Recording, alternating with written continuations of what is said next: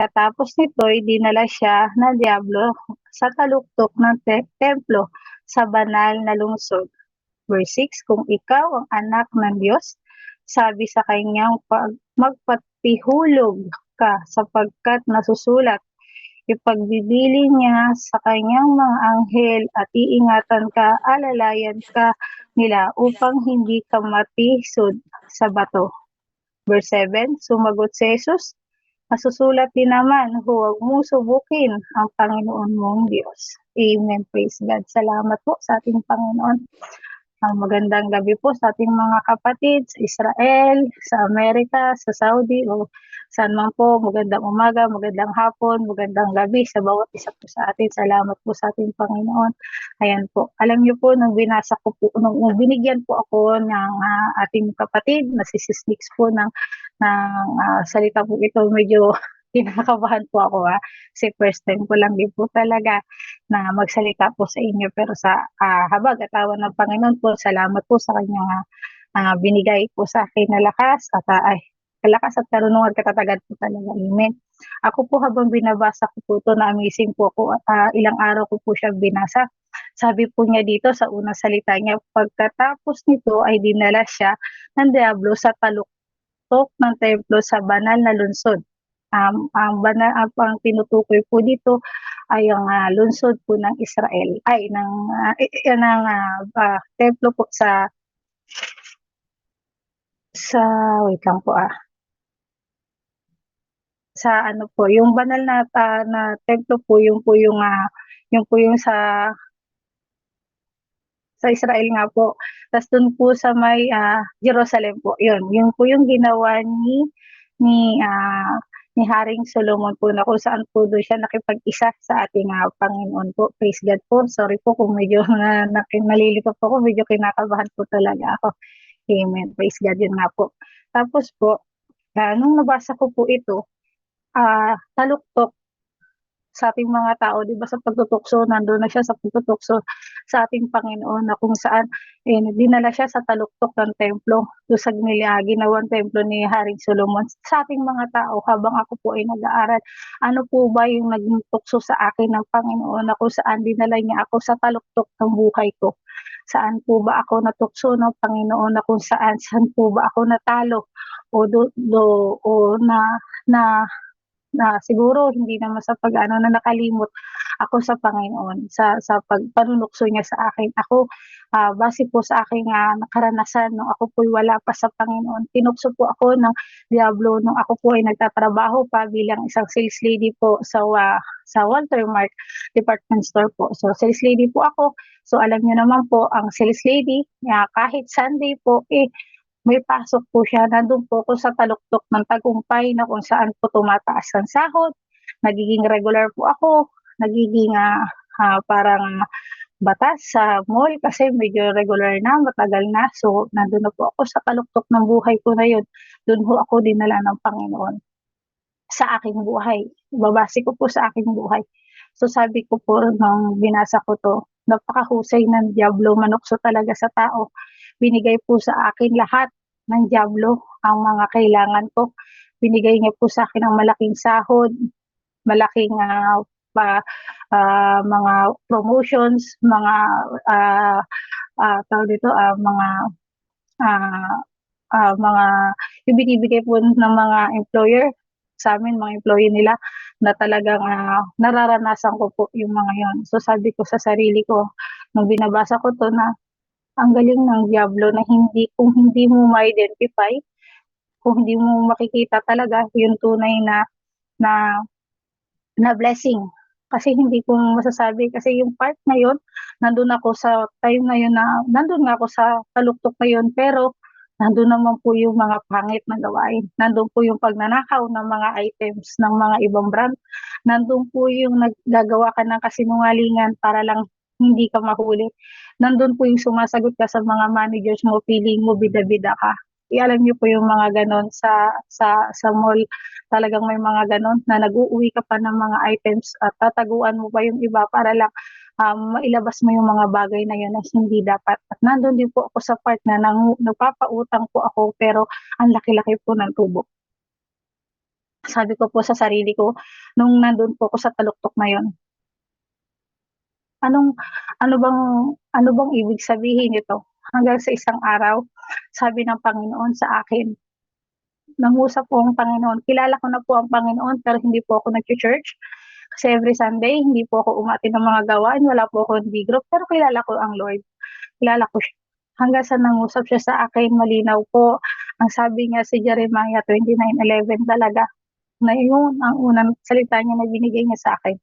Share ko lang po para meron po akong na iwan ko yung bagay na yan at sumunod ako sa kanya na mas maganda yung ibibigay niya sa akin. Nandun po ako sa part na yun. And then sabi ko sa Panginoon, hindi wag muna ngayon kasi kailangan pa ako, marami pa akong gustong gawin, marami pa akong gustong bilhin, marami pa akong gustong achieve sa bagay na ito. Hanggang sa dumating po yung time na wala na po si Sis Joanna, dead end na po ako, corner slot na po. Nandun na po ako sa part na walang mag-aalaga sa baby ko kasi bagong panganak ako. Tapos may maliit pa ako sa pangalawa kong anak. So talagang nagkadaong-daong hanggang sa wala akong makuhang mag-aalaga, hanggang sa wala, no choice na kailangan ko mag-resign. And then the part na yun po na nangyari yun sa buhay ko, nagsabi ako kay Lord, bakit ang layo ko sa'yo? Bakit ang layo ko sa'yo para hindi kita maabot? Para anong meron, bakit hindi tayo nagkakatagpo? Anong meron kung bakit hindi kita nakikilala noong time na yun? So sabi sa akin ni Lord, anak, yung kasalanan mo. Yung kasalanan ko, malinaw na sinabi sa akin ng Panginoon. And then sabi nga po dito sa pangalawang verse, kung ikaw ang anak ng Diyos, sabi sa kanya, magpatihulog ka sapagkat nasusulat, ipagbibilin niya sa kanyang mga anghel na ingatan ka at alalayan ka nila upang hindi ka matisod sa bato. Sabi nga po niya din sa mga awit, sa mga awit 91:11 na ginamit po, di ba ginagamitan ni Satan ang Panginoon ng mga salita, ginagamitan ni Satan ang Panginoon na salita. Nakagaya ko din po. Ginamitan niya din po ako na salita nung time na yun, na nung nandun sa part na yun na binigay sa akin ng Panginoon at sinabihan ako ng Panginoon na iwanan mo yan. Ang sabi sa akin ni Satan, wag, wag kang sumunod. Ang ito, dami kong ibibigay pa sa'yo. Marami pa ako opportunity na ibibigay sa'yo. Diba? Kaya kong tumbasan yan. Kaya alam mo, nung sinabi sa akin ng Panginoon, sabi ko na rin talaga sa Panginoon, hindi pa ngayon kasi marami pa akong gustong gawin, marami pa akong gustong matanggap, marami pa akong gustong ma-achieve sa buhay ko. Tapos naugnay ko po yung salita niyo sa mga awit 91:11, sapagkat ang mga anghel ikay itatagubilin, saan mang dako maparoon, tiyak na ikay iingatan. Ganon din po ang Panginoon sa atin, na kahit na matihulog tayo, na kahit na nasisilo na tayo ng kaaway, nariyan pa rin po siya para tayo ay ingatan at tagubilinan ng kanyang mga anghel. Hindi po ko sinukuan ng Panginoon ng time na yun. Na kahit po na nandun na ako sa taluktok na yun, na na-corner na ako, na wala na akong matatakbuhan. Kumbaga boundaries na, tatalunan mo na bangin, naglalakad ka bangin na. Tatalon ka na lang. Pero nandun pa rin siya. Nandun pa rin po siya habang nasa sitwasyon po ako ngayon. Nandun pa din po siya ng time na yun. Yung asawa ko po na nag-resign po ako, wala na po akong trabaho. Sabi ko sa Panginoon, sige, kung ikaw ang Diyos, sige, ibibigay ko sa iyo to. So bahala, wag mo kong paghihirapin, wag mo kong hahayaang magutom, wag mo hahayaan ang mga anak ko, 'di ba? Ang tapang ko pa, naging ako pa yung sa Panginoon para maitukso ko yun, para talaga tinutukso ako ng diablo ng time na yon. Sabi ko, sige Lord, sige, ikaw bahala. Dumating yung time na yung asawa ko po naoperahan. Naoperahan po siya na wala po kaming kapera-pera. Ang pera ko lang po 300 pesos. Yung time na 300 pesos na lang po yung pera ko. Sabi ko sa sarili ko, paano ko ito madala sa ospital? Na ito lang yung, paano ko mababayaran yung ospital na Lord? Ito lang yung pera namin. Sabi niya po dito sa kanyang salita na sa kanyang mga anghel, ikay tatagubili saan mang dako. Paroon, tiyak na ikay iniingatan. Kahit saan ako magpunta ng time na yon, na na naghahanap para pambayad sa ospital, na operahan nga yung asawa ko, safe na yung buhay niya. Nandun pa rin yung pag-iingat sa akin ng Panginoon. Nandun pa rin yung ah, pagmamahal sa akin ng Panginoon, na kahit ganun yung sinabi ko sa Panginoon, na kahit ganun yung ginawa ko sa Panginoon, nandun pa rin po siya. Alam niyo po ba, sa habag at awa ng Panginoon, after ng operation ng asawa ko, may nagchat-chat sa amin. Kay Joanna, anong Gcash mo? Magpapadala kami sa inyo. O Joanna, meron kami ganito. Kunin mo doon sa bahay para kay sa asawa mo. Joanna, ganito, may ganito kami. At paano kami makakatulong? Mapadala namin sa inyo yung pera. Sabi ko, Lord, napakabuti mo talaga. Kasi nandun yung pag-iingat mo sa akin. Nandun yung, nandun yung, nandun yung pagmamahal mo pa rin sa akin. Nandun yung mga anghel mo na naka, nakaalalay sa bangin na tatalunan ko, sa taluktok na meron ako, na yung kababagsakan ko, inandoon pa rin yung mga anghel mo para lalayan ako at hindi ako masaktan. Alam niyo po, inaayos ko yung mga papel ng asawa ko, nilalakad ko sa mga charities na pwede kong lapitan para po mapaliit yung bill namin. Kasi 57 more than po yung binayaran namin. Kasi wala talaga si Sis Joanna. Kumbaga, as in zero balance talaga siya. Tapos meron naiiwan ka pang anak sa bahay nyo na walang gagatasin, walang tutubigin. Alam niyo po yun? Meron kang anak sa bahay na dalawang maliit at isang malaki na kailangan mong intindihin. Sabi ko, Lord, paano to? Hindi ko to kaya. Niluhod ko po talaga sa Panginoon. Niluhod ko po yun talaga sa Panginoon. Na alam ko, gawa na ng kaaway yun sa buhay ko. Yung mga sinabi ko sa kanya. Pinakita sa akin ng Panginoon kung gano'n siya kabuti. Alam niyo po, yung gano'ng kahalaga na babayaran namin. Sa pangalan po natin, Panginoon, sa kanya pong papuri, alam niyo po magkano na lang?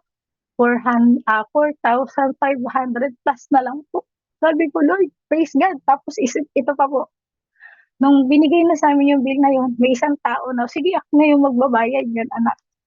Diba napakabuti ng Panginoon, na kahit po gaano yung sitwasyon na yun, na walang-wala na si Sis Joanna. Alam niyo po yung tsinelas ko habang naglalakad, nun pud-pud na. Kalalakad lang, kahihingi lang ng tulong. Maghapon na kung walang kain, inom lang po ng tubig. Lakad sa PhilHealth para lang po magawa ko po yun. At sa bawat lakad ko po, wala po akong ibang sinasambit. Lord, gabayan mo ko, bigyan mo ko ng lakas, bigyan mo ko ng katatagan na magawa ko po ito. Ayoko na po kami, okay na po siya, pwede siya lumabas. Ayoko po magtagal pa kami sa ospital kasi lalong lalaki yung bill namin.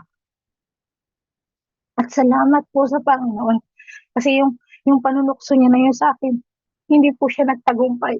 At alam niyo po, dumating yung time na, ayun na naman siya, tinutokso na naman niya ako, lapit na ako sa Panginoon eh. Kilala ko na yung Panginoon. Alam niyo po talaga ang Diablo, hindi siya tumitigil kung kailan ka lumalapit sa Panginoon. Doon kanya mas lalong tutoksohin. Kaya nga sabi ng mga mentor ko, ng mga kasister ko, sabi nila sa akin, ang kaaway talaga 24 hours 7 open. Parang convenience store, para 7-Eleven. Yan, parang mga Alphamart, Pure Mart, open siya. Talagang nandyan siya. At kung saan ka mahina, doon ka niya titirahin. Kung alam niya nanghihina ka, doon ka niya pupusuin. Alam niyo po, naging kampante po ako kasi alam ko, God it's with us. Sabi ko, andyan si Emmanuel, kasama ko sa buhay ko habang lumalakad ako. Sinubok na naman po ako ng Diablo. Alam ko, ina-allowed yun ni Lord. Alam ko po na ina-allowed yun ni Lord sa buhay ko para mas lalo ko po siyang makilala. Nagkasakit po yung anak ko, yung dalawa kong baby, si Gabriel at saka si Saya. Nagkasakit po sila, sabay po. Yung isa po binubulutong, yung isa po may pigsa. Na alam niyo po yun na hindi mo maintindihan kung paano mo gagamutin. Sabi ko, Lord, alam ko po, Lord, na kayo ang may gawa sa mga batang ito. Kayo pilikha sa mga anak ninyo na ito. Sabi ko, Lord, huwag naman po ganito. Sabi ko po talaga. At nung time na yon na habang tumatagal, na tinutokso ako ni Satan na ito, ginto gawin mo, mangutang ka para makabili ka ng ganito. Ginto gawin mo, mangutang ka doon para makapagpa-check up yung anak mo. Ginto gawin mo, magsinungaling ka doon para makakuha ka ng ganito. Ginawa ko po yun. Nung ginagawa ko po yun, pinakita sa akin ng Panginoon sa kawikaan. Sabi niya sa akin, "Anak, tingnan mo, marami ka ng utang. 'Di ba pinagpe-pray mo sa akin, umalis ka sa utang? Bakit mo ginagawa yun, anak? Tingnan mo, ang dami mo ng utang." Alam mo, alam niyo po ninyo nung October 20, 2023, sabi ko, "Lord, I surrender. Hindi ko na po kaya." Sabi ko, "Hindi ko na po kaya, Lord." Sabi ko, "Ayoko na po nito." Alam niyo po yung parang nagsusumbong na anak sa tatay. Sabi ko, "Ayoko na nito, tatay. Ayoko na nito, Lord." Tapos yung kanta pa po, yung alam niyo po yung Sukdulan Mong Biyaya. Dumating yung sa part ng kanta na, "Niyakap mo," o kumanta na, no? "Niyakap mo ako sa aking karumihan." 'Di ba? Yung part na yun, niyakap niya ako sa aking karumihan. Nilinis niya ako sa aking karumihan. Yung pag-ibig niya na mas malawak pa sa mga pagkakasala ko. Nung time na yun, yung day na yun, na sinuko ko yung buhay ko sa Panginoon. Alam niyo po yung ginawa sa akin ni Lord, kinabukasan, sabi niya sa akin, "Magtiwala ka sa akin, anak. Ibigay mo sa akin yung tiwala mo at hayaan mo ako na kumilos sa buhay mo." Alam mo, nung sinabi sa akin ng Panginoon, sabi ko, "Lord, ang lagi ko sasambitin sa kalooban mo at huwag sa kalooban ko." Simula po nung araw na yun, yung mga anak ko po, na para pong hingi po ng Panginoon. Alam niyo po yung lalaking pinagaling niya yung lalaking kitogin po, nasabi niya sa kanya, "Kung nais mo po akong pagalingin." 'Di ba? Pinagaling niya po. Gano'n din po yung ginawa niya sa anak ko. Ultimo yung pigsa na pumuputok, masakit, para po siyang nahilom na natuyo. Alam niyo po yung mga bulutong makakatay na makikirot sa anak ko, para niya pong hindi po na natuyo. Sabi ko, "Lord, napakabuti mo." At isa pa po sa natutunan ko sa verse na 'to, kung tayo po ay tinutokso ng Panginoon, kung tayo po ay tinutokso ng diablo sa buhay natin, may tinuro po pala siyang panalangin para tayo po pala ay hindi tuksohin at tayo ay may panlaban sa ating kaaway. Sabi po niya sa Mateo 6 verse 13 po, "At huwag mo kami hayaang matukso, kundi iligtas mo kami sa masama." Ang linaw po nung prayer na yun sa atin na huwag mo kaming ihadya. So, 'di ba? Lalo na sa masama. Dapat pala ganun yung pray ko tuwing umaga, yung Ama namin, 'di ba? Na yung pala yung panlaban ko, na pwede ko panlaban sa tukso, na pwede ko ipanlaban sa gawa ng kaaway sa buhay ko, sa buhay natin. Natutunan ko po dito na yun yung panalangin. Yun yung panalangin na pwede nating ipanlaban kay Satan, 'di ba? Yun yung gawin nating panalangin sa buhay natin at manalangin tayo sa Panginoon lagi. Sabi ko, "Lord, salamat. Salamat sa mga salita mo." At simula po sa at awa ng Panginoon na ako po ay naglilingkod sa Kanya, naramdaman ko po yung yung tunay na biyaya po niya. Sa Walter po na ang dami-dami kong natatanggap, sa Walter na ang dami-dami kong achievement, nag-resign ako, nilagay niya po ako sa isang trabaho na ang sahod ko lang po ay ₱200 a day. ₱200 a day, pero po, meron pa po yung pero, nakakagawa po ako ng gawain ng Panginoon. Alam niyo po yun, na habang nagtatrabaho po ako, nakaka-attend ako ng Biblical Foundation, habang nagtatrabaho po ako, nakaka-attend po ako sa mga gawain namin sa WOJI, at isa rin po yun sa gawain natin na naka-attend po ako dati sa ating Women of God. Pag wala pong masyadong customer, nakaka-attend po ako. Alam niyo po yun na ang ganda ng binigay sa'kin ni Lord. Tapos may day off po ako na Sunday, nakakapag-praise and worship po ako sa simbahan, sa church. 'Di ba po? Sabi ko, "Lord, ang ganda nung binigay mo sa'kin." At sabi niya nga sa akin, gagamitin kita sa ubasan ko. Ginamit niya po ako sa ubasan niya. Hayag na salita ng Panginoon po. At sabi niya nga po, di ba, sa huling verse niya, sumagot si Jesus, nasusulat din naman, huwag mong subukin ang Panginoon mong Diyos. Yun yung nangyari sa akin.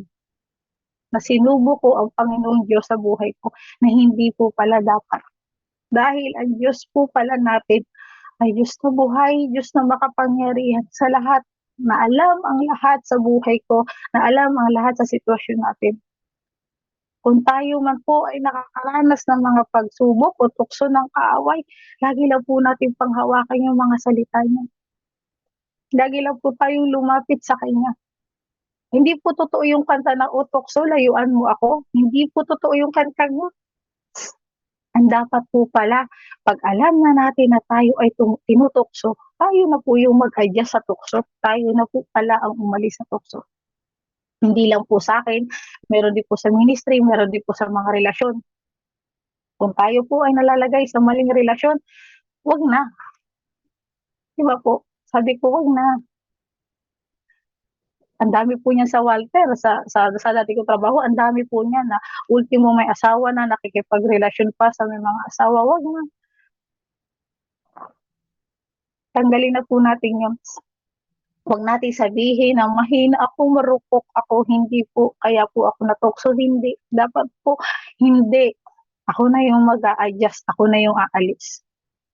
At ganun po yung ginawa sa akin ng Panginoon, na ang dami-daming achieve ko sa buhay, ang dami ko na-achieve sa store na yon, sa lahat na yon, kayabangan ko, pride ko, kasinungalingan ko, pagnanakaw ko, sinabi ko lahat sa Panginoon kung ano yung kasalanan ko. Sinabi ko yun sa Panginoon. At sabi nga niya, ikaw na umalis sa tukso. Kung lumalapit pa rin sa'yo ang kaaway, lumapit ka pa lalo sa Panginoon. At sabihin mo yung salitang, i-rebuke mo siya, umalis ka. Tinatapakan kita sa pangalan ng ating Panginoong Jesus. Diba? Sabi nga, pag Christian na tayo, meron na tayong kapangyarihan na magsalita, na magpaalis ng kahit anong bagay sa buhay natin. At ikilimit po natin yan. At isa po yun sa natutunan ko. Habang ako po ay lumalakad sa Panginoon. At salamat sa Panginoon, salamat sa habag at awa niya na napapagtagumpayan ko na po. Minsan po, na-attempt po ako na magsinungaling.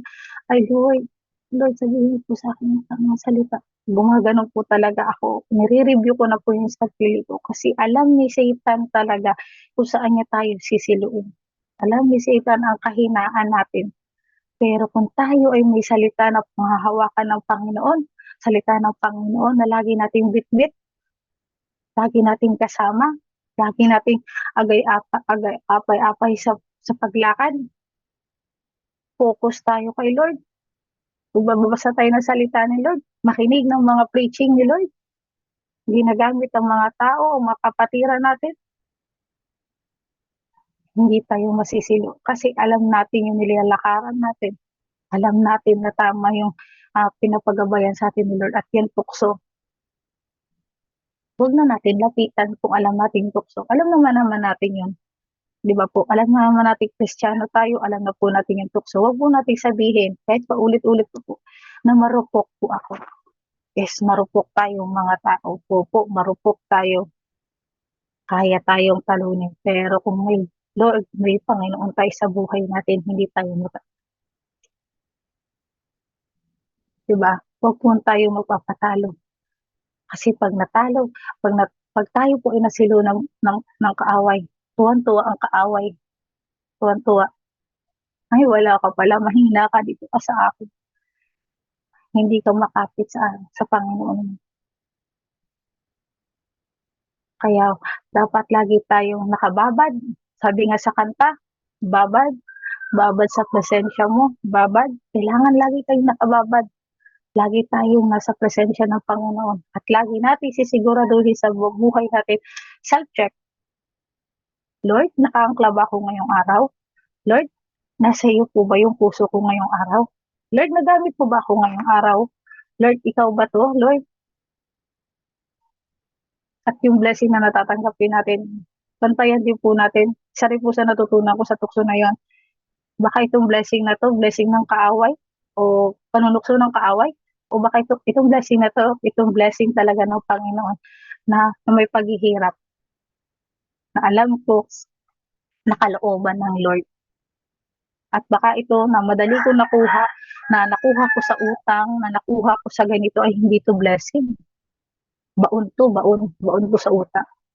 Pero kung itong blessing na 'to na walang utang, biyaya talaga na binigay ng Lord, na hindi mo maintindihan, na sumasagot sa lahat ng iyong katugunan, pangangailangan, yun ang tunay na blessing. At salamat po. Salamat po sa Panginoon. At talagang ang tukso, kailangan nating iwasan, kailangan nating layuan. Sabihin na natin, tukso, wala kang karapatan sa buhay ko. At yung panalangin na tinuro ng Panginoon na huwag mo kaming ihadya sa tukso, kundi iligtas mo kami sa masama. Alam naman na po natin ang masama, alam naman na po natin ang tukso, na ngayon na tayo po ay mga lingkod na ng Panginoon. Alam na po, di ba? Alam na po natin yun. Ganon po dapat tayo. Lagi lang po tayong nakaangkol sa Kanya. Lagi lang po tayo sa Kanya. Mahirap man po ang paglakad. Kung nasa kamay naman, hawak naman natin ng kamay ng Panginoon, walang mahirap. Oo, mahirap, lubak-lubak ang daan, pero nandyan siya. Sabi nga, malayo pa, pero malayo na rin yung nararating natin sa paglakad sa Panginoon. Basta lagi lang po tayo sa Kanya. Alam ko po, ang Panginoon hindi po naging exempted din po sa panunukso. Sabi nga ni Sis Rose last week, sabi ko, nga, pati ang Panginoon hindi na exempted. Ako pa kaya na tao. Hindi din exempted sa paggawa talaga. Mas hindi exempted talaga dahil nilalapitan pa talaga. At kung alam talaga ng kaaway ang tukso, na pwedeng ibigay niya sa akin. Pero sabi nga, lagi lang tayong sa Panginoon. Lagi lang tayong nakapokus sa Kanya. Lagi tayong magbabasa ng Kanyang Biblia, sa Kanyang mga salita na magtuturo po talaga sa atin. At salamat po sa Kanya. Lagi lang po tayong maglaan. Sabi nga, maglaan ng quiet time, pananalangin, pakikinig sa mga palakasan ng ating mga kapatid, mga salita ng ating mga kapatid, ng ating mga pastor at pastora. Lagi lang tayo sa kanila dahil yun, makakatulong yun para makapagpatatag sa atin at malabanan ang tukso. Salamat po talaga sa kanyang salita. At salamat po ngayong gabi na talaga po na ipinakita ni Lord dito yung taluktok ng tagumpay ng buhay ko na hindi yun yung kaloob niya sa akin. Ang taluktok na ibibigay sa akin ni Lord ay yung kaharian niya. Yun yung taluktok ko. At yung taluktok na binigay ng Diablo sa kanya noong nagugutom siya, nung nagpa-fasting siya doon. Diba? Taluktok ng panunukso. Pero mayroong salitang ginamit ng Panginoon na gustong gusto ko po sa part na yun. Huwag mong, ano po yun? Huwag mong subukin ang Panginoon mong Diyos. Yun po yung pinaka gusto kong part doon. Huwag mong subukin ang Panginoon mong Diyos. Dahil no sinabi ng Panginoon yun, umalis diba si Satan na, umalis na siya. Huwag mong subukin ang Panginoon mong Diyos. Hindi po talaga dapat susubukin ang Panginoon Diyos sa buhay ko, sa buhay natin. Dahil mas makapangyarihan siya, siya ang lumikha ng lahat. Sabi nga, Diyos ng Diyos, Hari ng Hari, buhay na Panginoon. Diba? Sa Kanya lahat ng papuri, diba? Lahat sa Kanya. Kaya sabi ko, salamat Lord. Pwede ko rin pala yung gamitin kay Satan pag ako po ay nakakaranas ng pagsubok. Huwag mong subukin ang Panginoon mong Diyos. Diba? Pag gusto ko po sabihin sa sarili ko. At isa rin po sa pumapasok sa isip ko, ay hiyadya mo po ako sa tukso at sa masama. Yung mga salitang yun, hiyadya mo po ako. Dahil alam ko na lagi ko po kayong kasama, na lagi ko kayong dala-dala. Sabi nga si Emmanuel, sabi nga ni Pastor Art, naalala ko po, Art, po ba tama? Sabi niya na ang Emmanuel, lagi na natin kasama. Lagi na natin siyang kasama sa buhay natin. Lagi na natin siyang, simula pa lang ng buhay natin, ay nandyan na siya. Lagi lang natin siyang i-acknowledge sa lahat ng oras ng buhay natin at salamat po doon. Salamat po doon na may karapatan na may kapangyarihan ako na magpasawata ng gawa ng kaaway sa buhay ko. Salamat po Panginoon sa inyong salita na binigay po sa akin, na ibahagi ko po sa inyo. Maraming salamat po. Praise God po. Ama namin, maraming salamat po sa mga salita ninyo na ipinahayag ko po, Panginoon. Panginoon ko, kayo po nga lang po, Panginoon, ang nahihayag. Maraming salamat po na kayo nga lang po ang dahilan ng lahat ng ito, Panginoon. Ang tukso po, Panginoon, ay nariyan, ngunit nariyan po kayo para mas labanan po namin siya ng inyong mga salita. Salamat po, Panginoon, sa bawat isa ng aking mga kapatid na narito. Nawa po, Panginoon, salita po ninyo, ito malimo kanilang mga puso at isip po, Panginoon, at magamit po namin, Panginoon, sa aming pamumuhay, Panginoon. Maraming salamat po, Ama, sa tanging pangalan ng aming Panginoong Hesus. Amen po. Praise God po. Salamat po.